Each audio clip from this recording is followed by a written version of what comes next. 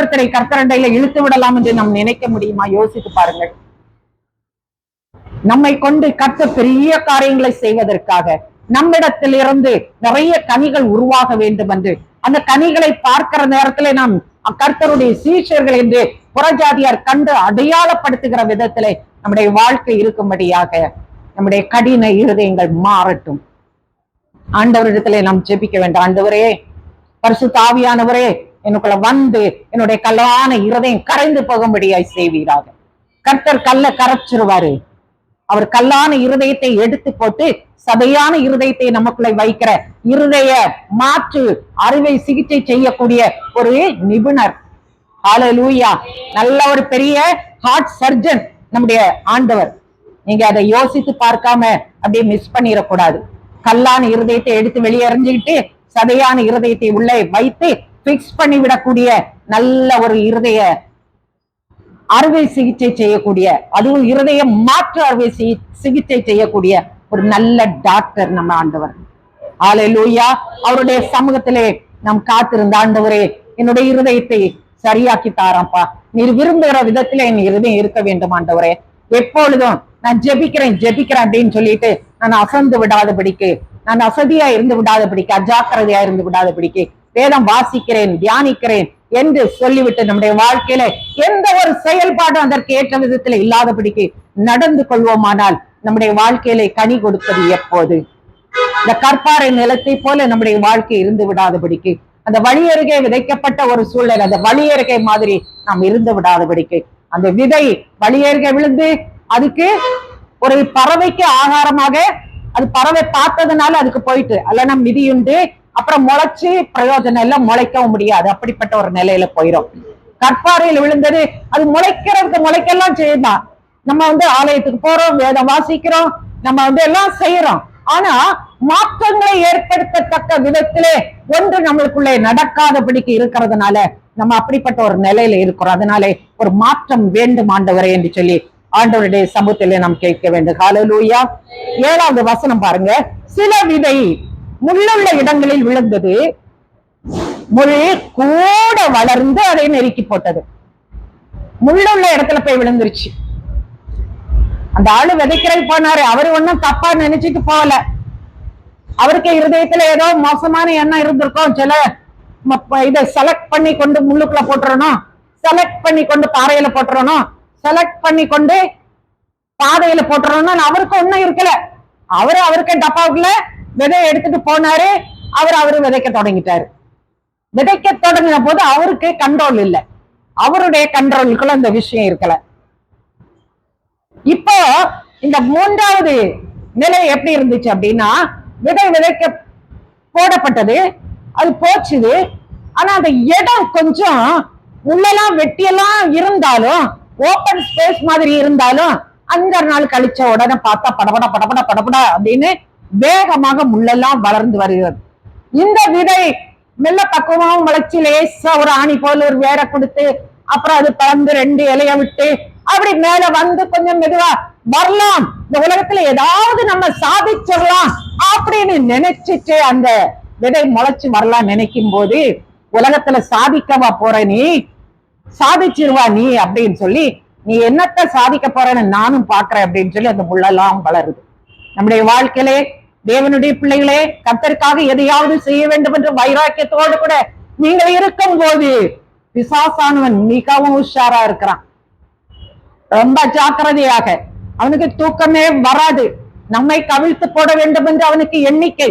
நம்ம இருக்கிறதை வெளியே தெளியாம ஆக்கி விட்டுறணும் அப்படிங்கிற ஒரு மனப்பாங்கோடு கூட அவன் வருவான். பேதுருவிட்டு ஆண்டவர் சொன்னார் ஒரு நாள், பேதுருவே, இந்த பிசாசு இருக்கான் இல்லையா, அவன் கோதுமைய சோளங்களை போட்டு புடைக்கிற மாதிரி புடைக்கிறதற்கு என்கிட்ட பெர்மிஷன் கேட்டுட்டு போயிருக்கிறான். யார புடைக்கிறதுக்கு? உங்களை எல்லாம், இந்த சீஷர்களை எல்லாம் போட்டு கோதுமையை சோளையில போட்டு புடைக்கிற போல புடைக்கிறதற்காக அவன் பெர்மிஷன் வாங்கிட்டு போயிருக்கிறான். சாத்தான், கர்த்தருடைய பிள்ளைகள், அவருடைய சாயலிலே படைக்கப்பட்டவர்கள், அவருடைய பரிசுத்தமான ரத்தத்தினாலே கழுவப்பட்டவர்கள் கூட ஆண்டவருக்கு கிட்ட அவருடைய பிரசரத்துல அவருடைய சமூகத்துல நெருங்கி போறதற்கு யோசிக்கிறாங்க. சாத்தான் அதுக்கு முன்னாடி அங்க போய் நிக்கிறான். யோசித்து பாருங்க, சாத்தானுக்கு போறதுக்கு அங்க இடம் இருக்கு, அவன் வேகமா போயிடுறான், அவனுக்கு வழி தெரியுது. ஆனா தேவனுடைய பிள்ளைகளுக்கு அது தெரியவில்லை. காரணம் என்ன? அசதி, அஜாக்கிரதை, சுயநலம், சோம்பேறித்தனம், இப்படி அடுக்கிக்கிட்டே போல நிறைய காரியங்கள். இவைகளை எல்லாம் அவர்கள் செய்கிறதுனால அவங்கள இன்னும் இல்லாமல் ஆக்கிவிட வேண்டும் என்று சாத்தான் ஈஸியா பண்ணிடலாம் அப்படின்னு நினைக்கிறான். ஆண்டவர் பார்த்தாரு, இதெல்லாம் நமக்கு எதிராக காரியங்கள் செய்யப்படுகிறது என்று நீங்கள் நினைக்கும் போது, அதற்கு உங்களால் ஒன்றும் செய்ய முடியாது என்று நீங்கள் நினைத்துக் கொண்டிருக்கும் போது, கர்த்தர் இந்த சூழ்நிலைகள் எல்லாம் பார்த்துட்டு இருக்கிறார். அல்லேலூயா. கர்த்தர் இந்த சூழ்நிலைகள் எல்லாம் பார்க்கிறதுனால அவர் இந்த பிள்ளைகளுடைய விசுவாசம் செத்து போயிடக்கூடாது, இவர்கள் விசுவாசம் இல்லாததினாலே அழிந்து போய்விடக்கூடாது. என்ன சொல்லி இருக்கிறார் ஏற்கனவே, உங்களுக்கு கடுகளவு விசுவாசம் உங்கள்கிட்ட இருந்தா நீங்க இந்த மலையை பெயர்ந்து கடலுக்குள்ளே தள்ளுண்டு போ என்று சொன்னால் அப்படி ஆகும் என்று சொல்லி கொடுத்திருக்காரு. விசுவாசம் எவ்வளவு இருந்தா போதும்? கடுகளவு இருந்தா போதும். அதனால அந்த கடுகளவு இருக்கிற ஒரு காரியம் நம்மகிட்ட இருந்து எப்ப ஸ்லிப் ஆகணும்னு நமக்கு தெரியாது. கர்த்தர் கவனமாக இருந்து இந்த விசுவாசம் ஒளிந்து போய்விடக் கூடாது என்று அவர்களுக்காக ஜெபித்திருக்கிறார். நமக்காகவும் இன்றைக்கு அவர் ஜெபித்துக் கொண்டிருக்கிறார். ஹல்லேலூயா. நம்முடைய கர்த்தர் நமக்காக கல்வாரி சிலுவையிலே ஜீவனை கொடுத்தவர், நமக்காக பாடுகளை, நிந்தைகளை, அவமானங்களை அனுபவித்தவர், நமக்காக ஜீவனை கொடுத்தவர், மீண்டும் உயிரோடு கூட எழுந்தவர். அவர் பிதாவின் வலது பார்சத்திலிருந்து நம்முடைய விசுவாசம், இந்த கடுகளவு விசுவாசம், இந்த பிரஷியஸான விசுவாசம் ஒளிந்து போகாதபடிக்கு நமக்காக ஜெபிக்கிறார். ஹல்லேலூயா, ஹல்லேலூயா. கர்த்தர் நம்முடைய ஜெபத்தை கேட்கிறபடினாலே நம்ம இன்னும் விசுவாசிகளா இருக்கிறோம். எவ்வளவு கஷ்டம், எவ்வளவு பிரச்சனை, எவ்வளவு பாடுகள், எவ்வளவு அங்கீகாரம் இல்லாமை, எவ்வளவு துரத்தல், எவ்வளவு புறமை பேசுறது. முதுகுக்கு பின்னாடி தான் குத்துவாங்கங்க, நேர குத்த மாட்டாங்க. நேர பல்ல காட்டுவாங்க, முதுகு பின்னால குத்துவாங்க. முதுகுல குத்தப்பட்டு விட்டு திரும்பி பார்த்தால் குத்தினது குத்தி கொண்டு நிற்கிறது யார் என்று பார்த்தால் ஆச்சரியமாக இருக்கும். யோசிச்சு பாருங்க. அப்படிப்பட்ட கர்த்தர் நமக்கு உண்டு. எப்படிப்பட்ட கர்த்தர்? நமக்காக ஜெபிக்கிற கர்த்தர், நம்முடைய விசுவாசம் ஒளிந்து போகாதபடிக்கு ஜெபிக்கிற கர்த்தர், நம்மை நெருக்குவதற்காக முள்ளுகளை போல நெருக்கி வெளியில வந்துடக்கூடாது. கனி கொடுக்கறதுக்கா நீ வளர்ற? கனி கொடுத்துருவியா? நீ ஊழியம் செய்யற ஒப்பு கொடுக்கிறியா? ஊழியம் செஞ்சிருவியா? நீ விசுவாசியா நிலைச்சிருந்துருவியா? நீ ஐஸ்வர்யப்பட்டுருவியா? என்னெல்லாம் கேள்விகள், என்னெல்லாம் கேள்விகள். திருடன் திருடவும் கொல்லவும் அழிக்கவும் வருகிறான் என்று வேறு ஒன்றுக்கும் வரான். நம்முடைய சொற்ப விசுவாசம் கர்த்தர் நமக்கு கொடுத்திருக்கிற சொற்ப ஆசீர்வாதத்தையும் அழித்து கொண்டு போகிறதற்காக அவன் காவல் நிற்கிற ஒருவனாக அவன் இருக்கிறான். அதனாலே கர்த்தருடைய பிள்ளைகளாகிய நாம் மிகுந்த ஜாக்கிரதை உள்ளவர்களாக இருக்க வேண்டும். விசுவாசி எங்கெல்லாம் நுழைவாங்கிறத நம்ம சொல்றதுக்கே இல்லை. யோபுவை சோதிக்கிறதற்காக அவனும் பெர்மிஷனோட தான் போறான். ஆண்டவர்கிட்ட பெர்மிஷன் கேட்டிருக்கிறான், ஆண்டவர் கொடுத்திருக்கிறாரு. இந்த சீஷர்களை புடைக்கிறதுக்கு, சொலவுல போட்டு புடைக்கிறதற்காக பெர்மிஷன் கேட்க போயிருக்கிறார். அவர் பெர்மிஷன் கொடுத்திருக்கிறாரு. அது தேவன் தம்முடைய பிள்ளைகள் மேல் வைத்திருக்கிற அந்த நம்பிக்கையை பாருங்கள். அவர் நம்ம மேல் வைத்திருக்கிற நம்பிக்கை அவ்வளவுக்கு பெருசா இருக்குது. நம்ம நம்பிக்கை எவ்வளவு பெருசா இருக்கு? நம்ம ஆண்டவருக்கு மேல எவ்வளவு நம்பிக்கை வச்சிருக்கிறோம்? இதை நம்ம யோசித்து பார்க்கணும். கர்த்தர் நம்ம மேல் வைத்திருக்கிற நம்பிக்கை பெரிது. சாத்தானுக்கு பெர்மிஷன் கொடுத்துட்டு யோபுகிட்ட விட்டுட்டாரு, பார்த்துக்கோ அப்படின்னு. யோபு பட்ட பாடு விலக்கி சொல்ல முடியாத பாடுகள், எக்ஸ்பிளைன் பண்ண முடியாது. தன்னுடைய மனைவி கூட எழுந்து யோபுவுக்கு ஆலோசனை சொல்றா. என்ன ஆலோசனை? தற்கொலை பண்ணிரு. பயங்கரமான ஆலோசனை. சாத்தான் யோபுக்கு வைஃப் மாதிரி வேஷம் போட்டுட்டு வந்துட்டான். வந்துட்டு நீ ஜீவனை விடு, தேவனை தூசிச்சிரு அப்படின்னு சொல்லி கொடுக்கிறான். தேவனிடத்தில் நன்மையை பெற்ற நாம் இப்படிப்பட்ட காரியத்தையும் பெற வேண்டாமோ? நன்மை மட்டும் தானோ? அப்ப தேவன் மட்டும்தான் நமக்காக ஜெபிப்பாரா? தேவகுமாரன் நமக்காக ஜெபிக்கும் போது நம்ம தேவகுமாரனை அணுக வேண்டாமா? அவர் நமக்காக ஜெபிக்கிறதற்காக நன்றி செலுத்த வேண்டாமா? அவர் நமக்கு செய்திருக்கிற நன்மைகளை நினைத்து அவரை ஆராதிக்க வேண்டாமா? ஹல்லேலூயா, ஹல்லேலூயா. பாருங்க, முள்ளுள்ள இடங்களில் விழுந்தது, முள் கூட வளர்ந்து கூட வளர்ந்து. வேற எங்க இருந்தோ யாரோ வெட்டி கொண்டு இங்க போட்டுட்டாங்க, நம்ம செடி நிக்கிறது தெரியாம நிறைய முள்ள கொண்டு எங்கேயோ கொண்டு போட்டுட்டாங்க, எங்க இருந்த கொண்டு வந்து நினைக்காதீங்க. முள்ள எங்க இருக்கு? கூட வளருது. அப்போ இந்த கூட வளருகிற இந்த முல்லை அடையாளம் தெரியத்தக்கதான ஆவிக்குரிய பார்வை, கண்கள் நமக்கு தேவை. அல்லேலூயா. ஆவிக்குரிய பார்வை நமக்கு தேவை. ஆவிக்குரிய பார்வையோடு தான் இருக்கணும் எப்பவும். நம்முடைய கண்கள் ஆவி நம்ம பாக்குறது இல்லையா, வெளிப்படைய பாக்குறதுக்கு அப்பாற்பட்ட விதத்துல கொஞ்சம் ஆழமா, கொஞ்சம் அந்த பக்கம், கொஞ்சம் நம்ம பாக்குற பிம்பத்துக்கும் பின்னாடி தெரியணும். ஆகார் ஒரு நாள் அழுதா தண்ணிலேயே அழுதா. கர்த்தர் அவளுக்கு கண்ணை திறந்தாரு. கர்த்தர் அவளுடைய கண்ணை திறந்த உடனே அவள் அங்கே அந்த நீரூற்றை பார்க்கிறாள். அவளுக்கு தண்ணீர் அங்கே தாராளமாக இருந்தது. அவ அங்கதான் போய் நிக்கிறா. அது வரைக்கும் நடந்து வந்தா. அவ குருடி அல்ல, அவளுக்கு கண்ணு நல்லா தெரியும். ஆனா இப்போ கர்த்தர் அவளுக்கு ஆவிக்குரிய கண்களை திறந்தார். நம்மள நிறைய நேரத்துல பாருங்க, ஆவிக்குரிய கண்களை மூடி வச்சிடறோம், உள்ள வச்சிடறோம். நம்முடைய சாதாரண கண்கள்ல பார்க்கும்போது ஆவிக்குரிய உலகம் நமக்கு தெரிகிறது இல்லை.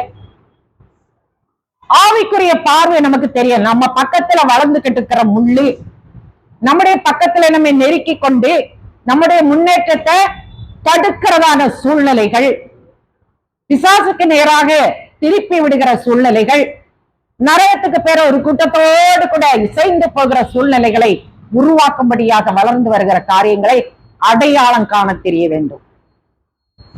யோபு ஒரு நாள் சொல்றாரு, நான் முன்பு அவருடைய நாமத்தை, அவரை குறித்து பேசுகிறத, அவரை குறித்து சொல்லப்பட்டத என் காதுனால கேட்டேன். என் காது கேட்டுட்டே இருந்துச்சு. அதனால நான் அவருக்கு ஆராதனை செய்தேன், அவரை உயர்த்தினேன், அவருடைய வழியில நடக்கிறதுக்காக நான் பிரயாசப்பட்டேன். இப்போ அவரை என் கண் காண்கிறதுன்னு சொல்றார். முந்தி காதுதான் கேட்டுச்சு, கண்ணு தெரியல. ஆண்டவருடைய செயல்களை அவனுடைய கண்ணு பார்க்கல. கர்த்தர் செய்கிற அற்புதங்களை, கர்த்தர் செய்வதற்காக யோபுக்காக வைத்திருக்கிற எதிர்காலத்தை, அந்த கடுகளை விசுவாசத்தினாலே பார்க்கிற அந்த பார்வை யோபுக்கு இருக்கல. இப்போ சொல்றாரு, எனக்கு அந்த பார்வை இருக்குது, அந்த பார்வையை கர்த்தர் எனக்கு தந்துட்டாரு, அதனால நான் கர்த்தரை பார்க்கிறேன், கர்த்தருடைய அற்புத செயல்களை நான் பார்க்கிறேன் அப்படின்னு அவர் சொல்லுகிறார். பார்த்த உடனே என்ன தெரிஞ்சிச்சு தெரியுமா? ஐயோ, நான் தூளிலும் சாம்பலிலும் இருந்து என்னை அருவருக்கிறேன், ரொம்ப மோசமா இருக்கிறேன், நிலைமை படு மோசமா இருக்குது. முன்னால நான் நீதிமான் நினைச்சேன், நெய்யினாலே என் காலெல்லாம் கழுவிட்டு சுத்தமா ரொம்ப இருந்தேன். என்னை பாக்குறவங்க எல்லாம் துண்டெடுத்து இடுப்புல கட்டிட்டு குனிஞ்சு நின்னாங்க. நான் அப்படி ஜம்னு போனேன். நீதியில போற நேரத்துல எல்லாரும் என்னை மதிச்சாங்க. நான் நீதிமன்றத்துல போய் இருக்கும்போது எல்லாரும் எதிர்பார்த்து நின்னாங்க, நான் என்ன சொல்வேன்னு அப்படின்னு அவரை குறித்து மென்மையாய் பேசிக் கொண்டிருக்கிற இப்ப சொல்றாரு, தூளிலும் சாம்பலிலும் இருந்து நான் மனஸ்தாபப்படுகிறேன். ஹல்லேலூயா. நம்முடைய வாழ்க்கையில ஒரு முறை நம்மை சிந்தித்து பார்க்க வேண்டும், பின்னோக்கி நடக்க வேண்டும். நம்ம பின்னோக்கி நடந்து தூளிலும் சாம்பலிலும் இருந்து நான் மனஸ்தாபப்படுகிறேன் ஆண்டவரே என்று இன்றைக்கு சொல்லும்படியாக, ஆண்டவரே நீர் என்னுடைய ஆவிக்குரிய கண்களை திறந்து தாரும் என்று கேட்டு கர்த்தர் நம்முடைய ஜெபத்தை கேட்கிறவரா இருக்கிறபடினா நம்முடைய கண்கள் திறக்கும், நம்முடைய சத்துருக்களை நம் கண்கள் காணும்.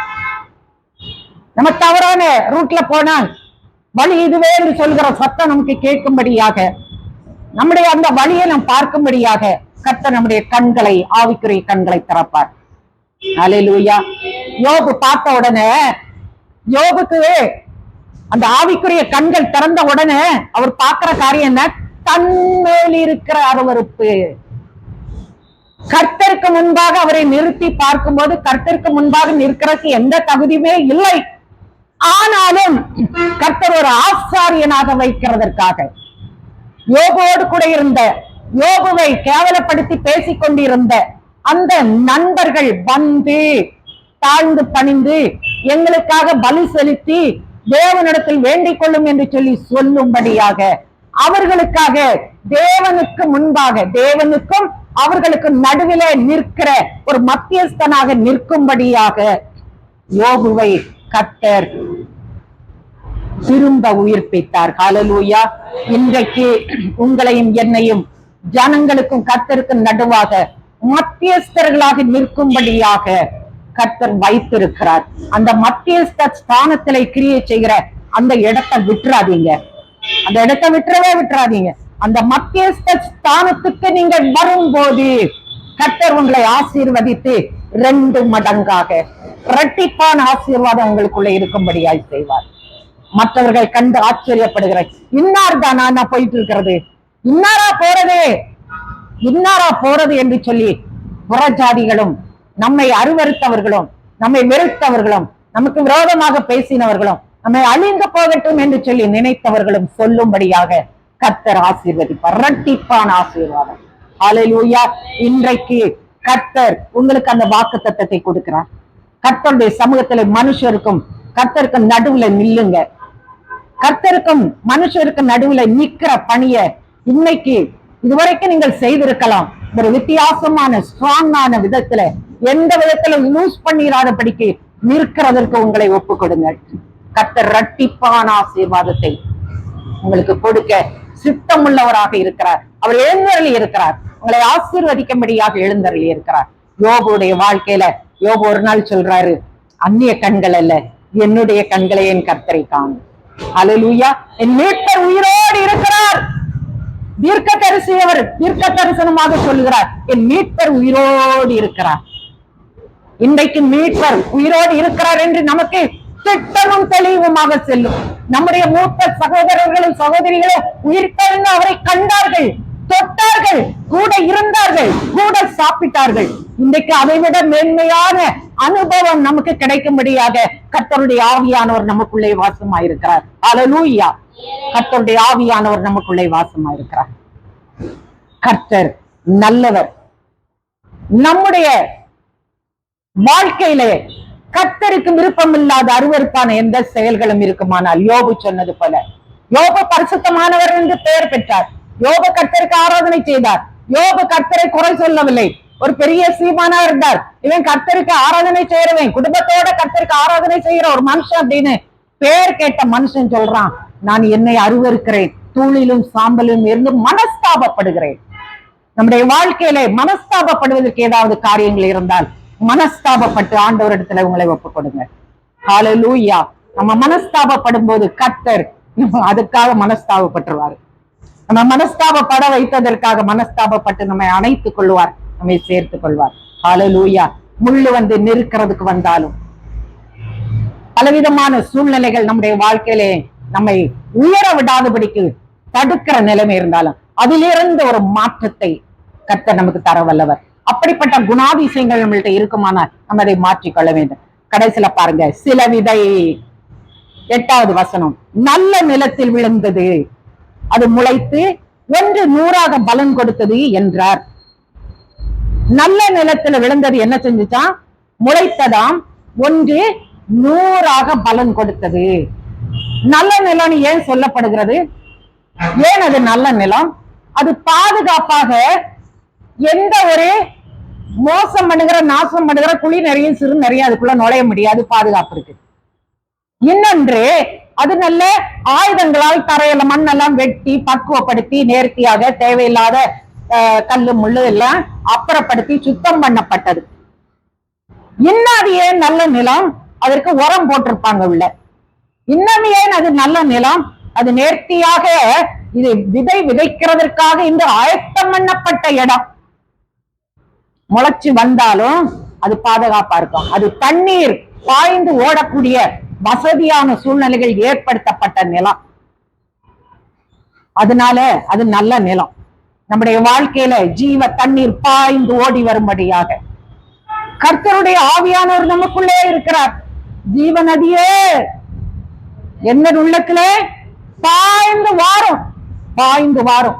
காலையில் எழுந்த உடனே கேளுங்க, காலையில் எழுந்த உடனே சொல்லுங்க, ஜீவநதியே, ஜீவநதியாகி ஆவியானவரே எனக்குள்ள வாரும், என்னை டிரைவ் பண்ணுங்க, என்னை இயக்குங்க, என்னை செயல்படும்படியாக செய்யுங்க, நான் என்ன செய்யணும் அதை செய்யறக்கு எனக்கு உதவி செய்யுங்க. காலையில் எழுந்த உடனே சோமனம். காலையில் எழுந்த உடனே சங்கீதம் 23 சொல்லுங்க மனப்பூர்வமா. ஒரு நாளைக்கு 10 தடவை சொல்லுங்க. 6 வசனம் தானே, உங்க எல்லாருக்கும் மனப்பாடமா தெரியும்னு நான் விசுவாசிக்கிறேன். காலையில உறங்கி முடிச்ச உடனே சங்கீதம் 23, கொஞ்சம் ஒரு மணிக்கு கழிச்ச உடனே சங்கீதம் 23, ஒரு 2 மணிக்கு கழிச்சு பிள்ளைகளுக்கெல்லாம் ஸ்கூலுக்கு டாட்டா சொன்ன உடனே சங்கீதம் 23, 11:30 மணிக்கு கொஞ்சம் வீட்டு வேலைகள்லாம் நடந்துச்சு, ஒரு டீ குடிக்கணும், டீ போடுவீங்களா, அப்ப ஒரு சங்கீதம் 23. நாங்க அப்ப டீ குடிக்க மாட்டோம்னு சொல்லாதீங்க, குடிக்கலன்னா என்ன வேணா குடிச்சுக்கிடுங்க. ஹல்லேலூயா. மதியானம் சாப்பிட போற நேரத்துல ஒரு சங்கீதம் 23, 4 மணிக்கு டீ டைம்ல ஒரு 23 சங்கீதம், சாயங்காலமும் நைட்டு படுக்க போகும்போதும் எத்தனை வந்துச்சு? ஒரு 7-8 வந்திருக்குமா? 10 ஆக்கிக்கிடுங்க. ஹல்லேலூயா. நம்ம சாமானம் வாங்க சால மீன் வாங்கினா கூட 2 சலிச்சுமே வச்சு கொடுப்பாங்க. கர்த்தருடைய ஜீவனுள்ள வார்த்தைகளை வாசிக்கிறதற்காக, தியானம் செய்வதற்காக ஒப்பு கொடுத்து அதன் பக்கத்துல போகும்போது எக்ஸ்ட்ரா தாராளமாக அப்படியே வாசிட்டு 4 வசனம் வாசிட்டு விட்டுட்டு ஓடுற பகுதி இல்ல. புறப்படும் போது டக்குன்னு பைபிளை திறந்து சங்கீதம் 91 ஒரு 4 வசனத்தை வாசிட்டு மீதிய வந்து வாசிக்கலாங்கிறது மாதிரி அல்ல. ஹல்லேலூயா. கர்த்தருடைய ஜீவனுள்ள வார்த்தைகளுக்கு நம்முடைய இருதயத்தை ஒப்பு கொடுப்போம். அந்த சங்கீதம் 23 நிறுத்தி நிறுத்தி சொல்லி ஒரு நாளைக்கு குறைந்தபட்சம் ஒரு 3 தடவையாவது சொல்லி சொல்லி பாருங்க. 10 தடவை ஒன்னும் பெரிய பிரச்சனைன்னு நினைக்காதீங்க. ஹல்லேலூயா, ஹல்லேலூயா. உங்க வாழ்க்கை செழிச்சிருங்க, செழிப்பாயிருவீங்க. உங்களுடைய வாழ்க்கையில செழிப்பு வந்துடும், ஐஸ்வர்யம் வந்துடும், ஆசீர்வாதம் வந்துடும். உங்களுடைய வாழ்க்கையில இருக்கிற கஷ்டங்கள் மாறிடும். பச்சை புல்ல பாப்பீங்க, சாப்பிடுறதுக்கு குடிக்கிறதுக்கு நல்ல வெள்ளத்தை பாப்பீங்க, தெளிந்த நீரை பார்ப்பீங்க. உங்கள் சத்துருக்களுக்கு முன்பாக உங்களுக்கு கர்த்தர் ஒரு பந்தியை ஆயத்தம் பண்ணி வைத்திருப்பார். சத்துருக்கள் பார்த்து வெட்கப்பட்டு போகும்படியாக. ஹல்லேலூயா, ஹல்லேலூயா. என் ஜீவனுள்ள நாளெல்லாம் நன்மையும் கிருபையும் என்னை தொடரும் என்று சொல்லத்தக்கதாக. ஹல்லேலூயா. இன்னைக்கு வீட்டுக்கு போன நேரத்துல இருந்து அந்த ஒரு ப்ராஜெக்ட் வச்சுக்கிடுங்க, தொடங்கி செய்யுங்க, தொடங்கி செய்யுங்க. ஒரு மாச டைமுக்குள்ள எப்படி சாட்சி சொல்ல போறீங்கன்னு தெரியாது. ஹல்லேலூயா. இந்த சங்கீதம் 23 மூலமாக கர்த்தர் உங்களுக்கு பெரிய காரியங்களை செய்ய போகிறார். சில விதை நல்ல நிலத்தில் விழுந்தது, அது முளைத்து 1 100ஆக பலன் கொடுத்தது என்றார். ஒண்ணு எப்படிங்க 100ஆ மாற முடியும்? ஹல்லேலூயா. ஒண்ணுதான், அது எப்படி 100 ஆச்சு? எப்படி 100 ஆச்சு? மிகுந்த கனிகளை கொடுக்கிற ஒரு அனுபவத்துக்குள்ளாக அது வந்து விட்டது. அது முளைச்சு நிக்கிற நேரத்துல அதுக்கு நல்ல பாதுகாப்பு, அதுக்கு நல்ல தண்ணீர், நல்ல உரம். பறவை வந்து உள்ள வந்து கொத்தி போக முடியாது, ஒரு பச்சை புழுவும் கிட்ட வந்து தொட முடியாது. நல்ல பாதுகாப்பான இடம். ஒரு நரியும் வர முடியாது, ஒரு நாயும் வர முடியாது, ஒன்று வர முடியாது. சேஃப்டி. அது பாதுகாத்துக் கொள்வதற்கு எப்பவும் ஆளு. நல்ல நேர்த்தியா இருக்குதா, ஏதாவது ஆபத்து இருக்குதா பாத்துக்கிறதுக்கு ஆளு, நல்ல காவல்காரர்கள் எல்லாரோடு கூட சேர்ந்து இருந்து அது கனி கொடுக்கிறதாக, நல்ல 100 மடங்கு பலன் கொடுக்கிறதாக இருந்தது. நம்முடைய வாழ்க்கையில கர்த்தர் தம்முடைய சாயலை நமக்குள்ள வைத்து இந்த பூமியில விட்டார். சும்மா அப்படியே கொஞ்ச நாள் வாழ்ந்துகிட்டு அப்புறம் வந்துருங்க அப்படின்னு சொல்லி அல்ல, கர்த்தருடைய நாமத்தை மகிமைப்படுத்தும்படியாக, கர்த்தருக்காக இந்த பூமியிலே கர்த்தருடைய நாமத்தை நிலைநாட்டுவதற்காக, நாம் கர்த்தருடையவர்கள் என்பதை புறஜாதிகள் கண்டுகொள்ளும்படியாக, ஒரு கூட்டம் ஜனங்கள் வருஷப்படுத்தி நரகத்துக்கு போயிருக்கிறவர்களை திருப்பி வழி திருப்பி பரலோகத்துக்கு நேராக விடும்படியாக ஒரு பெரிய வேலையை கர்த்தர் தந்துவங்களை வச்சிருக்கிறார். இந்த வேலையில எந்த வரைக்கும் வந்திருக்கீங்கன்னு யோசித்து பாருங்க. எந்த வரைக்கும் வந்திருக்கிறீங்க? நீங்க அசதியா இருக்கவே கூடாது, நீங்க அஜாக்கிரதையா இருக்கவே கூடாது. கர்த்தர் இந்த வேலை செஞ்சிருக்கிறோமாங்கிறத அவ்வப்பொழுது யோசித்து பார்க்க வேண்டும். நீங்கள் மிகுந்த கனி கொடுக்க முடியாத கர்த்தர் உங்களை சுத்தம் செய்கிறார் என்று 15வது அதிகாரத்துல நம்ம பார்க்கிறோம். யோவான் புஸ்தகத்துல, யோவான் சுவிசேஷத்துல 15ல நம்ம பார்க்கிறோம். நல்ல கனி கொடுக்க வேண்டும், மிகுந்த கனி கொடுக்க வேண்டும். மிகுந்த கனி கொடுக்கும் போது ஆண்டவருடைய சீஷர்கள் என்று அறியப்படுவோமா? ஹல்லேலூயா. நம்முடைய வாழ்க்கையில பலனற்று போகாதபடிக்கு, நம்முடைய வாழ்க்கையில் நம்முடைய கிரியைகள் மூலமாக கர்த்தர் நம்மை ஜனங்களுக்கு முன்பாக உயர்ந்த ஸ்தானத்துல வைக்கிற நேரத்துல அவர்கள் நம்மை கண்டு கர்த்தரை மகிமைப்படுத்துவார்கள். ஹல்லேலூயா. நம்மை உயர்த்த வேண்டாம், நம்மை மகிமைப்படுத்த வேண்டாம், அப்படி ஒன்றை நாம் எதிர்பார்க்க வேண்டாம். நாம் இந்த பூமியிலே கர்த்தர் நமக்கு செய்யும்படியாக தந்த வேலையை செய்வதற்காக, கர்த்தர் நமக்கு தந்திருக்கிற வேலையை செய்வதற்காக நம்ம உண்மையும் உத்தமும் உள்ளவர்களாக இருக்கும் போது மனுஷர் கையில அடிமைகளாக கூடாது, மனுஷருக்கு அடிமைகளாக கூடாது. ஒரு வசனம் சொல்லுகிறது, கிரயத்துக்கு கொல்லப்பட்டீர்களே, மனுஷர்களுக்கு அடிமைகளாகாதிருங்கள். கர்த்தருடைய வார்த்தைக்கு, கர்த்தருடைய வார்த்தையை நம்பி விசுவாசித்து அதை செயல்படுத்தி தேவனுக்கு கீழ்ப்படுகிறவர்களாக, தேவன் நம்மை கொண்டார், அவருடைய பரிசுத்தமான ரத்தத்தினாலே நம்மை மீட்டு கொண்டார். கொண்டார்னா விலைக்கிரயமாக வாங்கி கொண்டார் என்கிற நம்பிக்கை நமக்குள்ள இருக்கணும். நம்ம ஏதோ ஒன்ற உலகத்துல சாதிக்கிறதற்காக நம்ம இன்றைக்கு தேடக்கூடாது. உலகத்துல இருக்கிறது எல்லாவற்றையும் சாதிக்கும்படியே கர்த்தர் நமக்கு உதவி செய்வார். நீங்கள் கர்த்தருக்காக சாதனையாளராக மாற வேண்டும் என்று நீங்கள் உங்களை ஒப்புக் கொடுங்கள். உங்களுடைய பூமிக்குரிய காரியங்களை எல்லாம் சாதிக்க கர்த்தர் தம்முடைய தூதர்களை அனுப்புவார். ஹல்லேலூயா. அவர் ஒரு வார்த்தை சொன்னால் போதும், தூதர்கள் வந்து உங்களுடைய காரியங்களை நிறைவேற்றுவார். ஹல்லேலூயா. நாளை, ஒவ்வொரு நாளையும், நாளை என்றால் ஒவ்வொரு நாளையும் ஜபத்தோடு தொடங்குங்கள், ஜபத்தோடு முடியுங்கள். வேத வாசிப்போடு தொடங்குங்கள், வேத வாசிப்போடு கூட முடியுங்கள். ராத்திரி நேரத்தில் எழும்பினா மற்றவர்களுக்காக ஜபம் பண்ணுங்க. மற்றவர்களுடைய முகங்களை காட்டும்படியாக கர்த்தரிடத்துல கேளுங்கள். முகங்கள் தெரியும் போது அவர்கள் எந்த அமெரிக்காவில ஜப்பான்ல இருந்தாலும் அவர்களுக்காக ஜபம் பண்ணுங்கள். உங்களை கொண்டு கர்த்தர் பெரிய விடுதலைகளை செய்ய போகிறார். 100 மடங்கான பலன் கொடுக்கிறவர்களாக வளர்ந்து பெருகும்படியாக கர்த்தர் நிச்சயமாய் உங்களை ஆசீர்வதிக்க போகிறார். நல்ல நிலத்தில் விழுந்த விதையை போல, விதையை போல நல்ல நிலம் நம்முடைய இருதயம், ஜீவனுள்ள வேத வசனங்களை பக்குவமாய் உள்ள ஏற்றுக்கொண்டு அங்கிருந்து அது முளைத்து நல்ல நம்பிக்கையோடு இருங்கள். பாதுகாப்பாக இருக்கிறோம், பரிசுத்த ஆவியானவர் நம்மை பாதுகாக்கிறதுக்கு அங்க இருக்கிறார். பாதுகாப்பாக இருக்கிறோம். புழு, பச்சை புழுவோ வேற எந்த புழுவோ வந்து ஒண்ணும் கடிக்க முடியாது, நாய் நெறி உள்ள வர முடியாது, வெயில் வந்து பயங்கரமா ஒண்ணும் செய்ய முடியாது. உடனே நிழல் போட்டுருவாரு காவல்காரர். பயங்கரமாக வெயில் வந்தால் உடனே நிழல் போட்டுருவாரு. அவ்வளவுக்கு ஜாக்கிரதையாக நம்மை கவனிக்கும்படியாக, எதற்கு? மிகுந்த பலன் கொடுக்கும்படியாக, 100 மடங்கு பலன் கொடுக்கும்படியாக கர்த்தர் நம்மை வைத்திருக்கிறார் இந்த பூமியில. சும்மா ஏதோ இருக்கிறோம், ஏதோ போவோம், சமயம் வரும்போது போவோம்னு நினைக்காதீங்க. ஏதோ இருக்கிறதற்காக கர்த்தர் நம்மை உண்டாக்கவில்லை. அல்லேலூயா. ஏதோ இருக்கிறதற்காக கர்த்தர் நம்மை ரட்சிக்கவில்லை. ஏதோ இருக்கிறதற்காக கர்த்தர் நம்மை அபிஷேகம் பண்ணவில்லை. ஏதோ இருக்கிறதற்காக கர்த்தர் நம்மை அழைக்கவில்லை.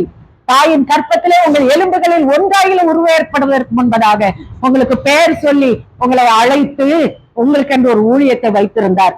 அது மெச்சூரிட்டி ஆகி நிற்கும் போது, மெச்சூர் ஆன பிறகு அதை எடுக்காம இருந்தா யோசித்து பாருங்க. ஒரு ஃபண்ட் போட்டீங்க பிக்சடு, மெச்சூரிட்டி ஆயிட்டு எடுக்காம இருந்தேன், கொஞ்சம் 5-6 நாள் பார்ப்பாங்க, மறுபடியும் திருப்பாங்க போயிடும். அப்புறம் அந்த டைம் முடிஞ்ச பிறகுதான் திரும்ப எடுக்க முடியும். ஹல்லேலூயா, ஹல்லேலூயா, ஹல்லேலூயா, ஹல்லேலூயா. பாருங்க, கர்த்தருடைய ஆவியானவர் இன்றைக்கு உங்கள் ஒவ்வொருவரோடு கூட பேசுகிறார் என்று நான் விசுவாசிக்கிறேன். இதெல்லாம் உங்களுக்கு தெரிந்த வேத வசனங்கள் தான். இருந்தாலும் இன்றைக்கு உங்களை தட்டி எழுப்பும்படியாக, ஒருவேளை சிலர் தூங்குகிறீர்களோ தெரியவில்லை, அசதியா இருக்கிறீர்களோ தெரியவில்லை, அஜாக்கிரதையா இருந்து விட்டீர்களா தெரியவில்லை, மனுஷருக்கு பயப்பட்டீர்களோ தெரியவில்லை, நீங்கள் கிரயத்துக்கு கொல்லப்பட்டீர்கள் என்கிறதை நினைவு கூர்ந்தீர்களோ தெரியவில்லை. ஆனால் இன்றைக்கு கர்த்தர் உங்களிடத்திலே எழும்பு, எழும்பு, பலன் கொள், கர்த்தருக்காக கனி கொடுக்கும்படியாக நீ எழும்பு. உன்னை கர்த்தர் உயர்ந்த ஸ்தானத்துல வைக்கிறதற்காக ஆயத்தப்படுத்தி கொண்டிருக்கிறார். உயர்ந்த ஸ்தானம், உங்களை பெரிய ஸ்தானத்துல வைத்து உங்களை கொண்டு பெரிய காரியங்களை செய்யும்படியாக கர்த்தர் திட்டமிட்டிருக்கிறார். அந்த ட்ராக்ல நீங்க வரல அப்படின்னா, ட்ராக்ல வருகிற வரைக்கும் காலம் தாமதமாகுமே. இன்றைக்கு ஆண்டவருடைய சமூகத்திலே, ஆண்டவரே நீர் எனக்கு திட்டமும் தெளிவமாக நான் புரிந்து கொள்ளுகிற விதத்திலே எனக்கு சொல்லுகிற வரைக்கும் நான் உங்களுடைய சமூகத்திலே காத்திருப்பேன். ஆண்டவரே நான் ஜெபிக்கிறேன், நீர் என் கூட பேசும், என்னோட பேசும். ஆண்டவரே நீர் பேசுகிற சத்தத்தை நான் கேட்கட்டும். நீர் உம்முடைய சித்தம் இன்னதென்பதை நான் அறியட்டும். கர்த்தருடைய சித்தத்தை அறிகிற அந்த அறிவு நமக்கு வரணும். ஜபம் பண்றதுங்கும் போது நான் ஏற்கனவே எல்லார்கிட்டையும் எப்பவும் சொல்லுவேன், அண்ணாச்சி கடையில லிஸ்ட் கொடுக்குற மாதிரி நம்ம ஜபம் பண்றது இல்ல. ஆண்டவர்கிட்ட ஆண்டவரோடு கூட உறவாட வேண்டும், ஆண்டவரோடு கூட பேச வேண்டும். கர்த்தரோடு கூட பேசும்போது கர்த்தர் சும்மா இருக்க மாட்டார், அவர் பேசுவார். நம்ம பேசுகிற காரியத்துக்கு அவர் பதில் சொல்லுவார். ஆண்டவர் சொல்கிற பதில் என்ன என்று கண்டுபிடிங்கள். பதில் சொல்லுகிற வரைக்கும், அவர் வாய் திறக்கிற வரைக்கும் அவரை விடாதீர்கள். யாக்கோபு சொன்னார் இல்லையா, நான் விடவே மாட்டேன், நான் விடவே மாட்டேன், நீர் எனக்கு பதில் சொல்லாம நான் விடவே மாட்டேன். கர்த்தர் நமக்கு பதில் சொல்லுகிற வரைக்கும் அவரை பிடித்துக் கொள்ளுங்கள். கர்த்தர் உங்களை கொண்டு பெரிய காரியங்களை செய்ய போறார். என்ன காரியம் செய்ய போறார்னு எனக்கு சொல்ல தெரியாது, ஆனால் கர்த்தர் ஏதோ ஒன்றை உங்களுக்கு செய்ய போகிறார். ஹல்லேலூயா. சிலருக்கு ரொம்ப சீக்கிரம் செய்ய போறார், சிலருக்கு செய்ய போகிறார், நிச்சயமாய் செய்ய போகிறார். ஆகவே கர்த்தருடைய பிள்ளைகளாகிய நாம் நல்ல நிலம் போல, நல்ல நிலத்தை போல பக்குவமாய் நம்மிடத்தில் வருகிற விதையை அங்கீகரித்துக் கொண்டு அது வளர்ந்து பெருகுவதற்கு ஏதுவாக நன்றாக நேர்த்தியாக பக்குவமாக இருந்து ஒருபோதும் நம்ம வழி விலகுகிறவர்களாக இல்லாதபடிக்கு. அடுத்து அப்படி அல்ல, நல்ல நிலைமை இருந்தோம்னாவே போதும். அதை காவல் காக்கவும், தண்ணீர் விடவும், உரம் போடவும், பராமரிக்கவும், எல்லாவற்றையும் செய்கிறதற்காக கர்த்தர் நமக்கு தூதர்களை வைத்திருக்கிறார், காவல் வைத்திருக்கிறார். ஒரு சேதமும் வராதபடிக்கு நம்மை காத்துக் கொள்வார். ஆகவே இன்றைக்கு கர்த்தருடைய பிள்ளைகளை, உங்களுடைய இருதயங்களை கர்த்தருக்கு ஒப்புக் கொடுங்க. ஏதோ ஒரு விதத்திலே கர்த்தருடைய ஆவியானவர் ஒரு வார்த்தையை உங்களுடைய இருதயத்திலே கொண்டு போட்டு உங்களுடைய இருதயத்துல உங்களுக்கு அது தொடப்பட்டு இருக்குமானால் இன்றைக்கு இந்த காரியத்தை குறித்து கர்த்தரிடத்தில் ஒப்புக் கொடுங்க. உங்க கர்த்தரோடு பேசுங்கள். கர்த்தர் உங்களுக்கு பதில் சொல்லுகிற வரைக்கும், நாட்களோ மாதங்களோ வருகிற வரைக்கும் நீங்கள் பேசிக்கொண்டே இருங்கள். கர்த்தர் உங்களை ஒரு ஸ்தானத்துல வைத்து அவருக்காக கிரியை செய்ய வைக்கிற வரைக்கும் நீங்கள் அந்த காரியத்தை செய்யுங்கள். கர்த்தர் தொடர்ந்து உங்களோடு கூட இடைப்படுவார், பேசுவார். கண்களை மூடி நாம் ஜெபம் பண்ணுவோம். ஹல்லேலூயா. Praise the Lord. Praise the Lord. Hallelujah. Hallelujah. Hallelujah. Hallelujah. வழி நடப்போர் மிதிக்கும்படியாக போடப்பட்ட அந்த விதையை பிசாசானவன் எடுத்து கொண்டு போய் விடுகிறான். நம்முடைய இருதயத்திலே போடப்படுகிற விதை பிசாசானவன் எடுத்துக்கொள்கிற விதத்திலே இல்லாதபடிக்கு, பிசாசு கிட்ட நெருங்குகிறதற்கு நம்முடைய இருதயத்திலே இடம் இல்லாதபடிக்கு ஆவியினாலே எப்பொழுதும் நிறைந்திருப்போம். ஹல்லேலூயா. கூட்டங்களுக்கு போகிறோம், வசனங்களை கேட்கறதுல சந்தோஷப்படுகிறோம், ஏற்றுக்கொள்ளுகிற மாதிரி நினைக்கிறோம், புரிந்து கொள்ளுகிற மாதிரி நாம் சில நேரத்திலே ஆக்ஷன் பண்ணுகிறோம். ஆனால் வேர் கொள்ள முடியவில்லை. காரணம் கடின இருதயம் உள்ளவர்களாய் இருக்கிறபடினாலே. கர்த்தர் நம்முடைய இருதயங்களை லகுவாக்கும்படியாக கர்த்தருடைய சமூகத்திலே நாம் ஜெபிப்போம். சோதனை காலம் வரும்போது, பிரச்சனைகள் வரும்போது, தாங்க முடியாத சூழ்நிலைகள் வரும்போது நாம் சோர்ந்து போகாதபடிக்கு கர்த்தர் நமக்கு சகாயம் பண்ணும்படியாக நாம் ஆண்டவரோடு கூட நெருங்கி இருப்போம்.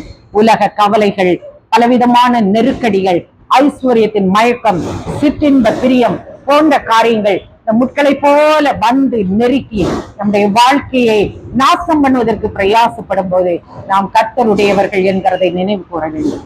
இப்படிப்பட்ட எந்த ஒரு காரியங்களுக்கும் இடம் கொடுக்காதபடிக்கு நல்ல நிலம், நான் பாதுகாப்பான நிலம், நான் பாதுகாக்கப்பட்டிருக்கிறேன், கர்த்தருடைய ஆவியானவர் என்னை பலப்படுத்தி கொண்டிருக்கிறார், நான் முளைத்து வளர்ந்து கனி கொடுப்பேன், நல்ல கனி கொடுக்கிற ஆசீர்வாதமானதாய் நான் இருப்பேன் என்று சொல்லி ஆண்டத்தில் ஒப்பு கொடுத்து, ஆண்டவரே நீர் நான் செய்ய வேண்டும் என்று வைத்திருக்கிற பணி என்ன, என்ன வேலையை நான் செய்ய வேண்டும், என்ன ஊழியத்தை நான் செய்ய வேண்டும், எப்படிப்பட்டதான சேவையை எனக்காக நீர் வைத்திருக்கிறேன், அதை எனக்கு காண்பியும் ஆண்டவரே, செய்கிறேன் என்று ஆண்டவருடைய சமூகத்திலே தீர்க்கமாக ஒப்பு கொடுங்க, தீர்க்கமாக ஒப்பு கொடுங்க, நிதானமாக ஒப்பு கொடுங்கள். கர்த்தர் உங்களை பார்க்கிறார், கர்த்தர் உங்களை காண்கிறார், நீங்க என்ன செய்கிறீர்கள், என்ன சிந்திக்கிறீர்கள், கர்த்தர் அதை பார்க்கிறார். ஹல்லேலூயா, ஹல்லேலூயா, ஹல்லேலூயா, ஹல்லேலூயா, ஹல்லேலூயா, ஹல்லேலூயா, ஹல்லேலூயா, ஹல்லேலூயா. ஆண்டவரே உம்முடைய சமூகத்திலே இந்த வார்த்தைகளை கேட்டுக்கொண்டிருந்து தங்களுடைய இருதயத்திலே ஏற்றுக்கொண்டு தங்களை ஒப்பு கொடுத்திருக்கிற உம்முடைய பிள்ளைகளை கர்த்தர் உம்முடைய மாவோடு கூட சேர்த்து அணைத்துக் கொள்ளும் ஆண்டவரே. அவர்களுக்கு உம்முடைய இருதயத்தின் சத்தம் கேட்கட்டும். உம்முடைய சித்தம் என்னதென்பதை அறியும்படியான திராணி அவர்களுக்குள்ளே உண்டாகட்டும். ஆண்டவரே, இவர்களை ஆசீர்வதியும், பெருக பண்ணும், தடைகள் எல்லாம் மாறட்டும். அவர்களுடைய இருதயத்தில் இருக்கிற சஞ்சலங்கள் எல்லாம் விலகி போகட்டும். எல்லா கவலைகள் எல்லாம் மாறட்டும். இயேசுவின் நாமத்தினால் அவர்கள் விடுதலை பெற்றவர்களாக கடந்து போக உதவி செய்வீராக. எங்களை தாழ்த்துகிறோம். இயேசுவின் நாமத்தில் ஜெபிக்கிறோம் எங்கள் நல்ல பிதாவே. ஆமென்.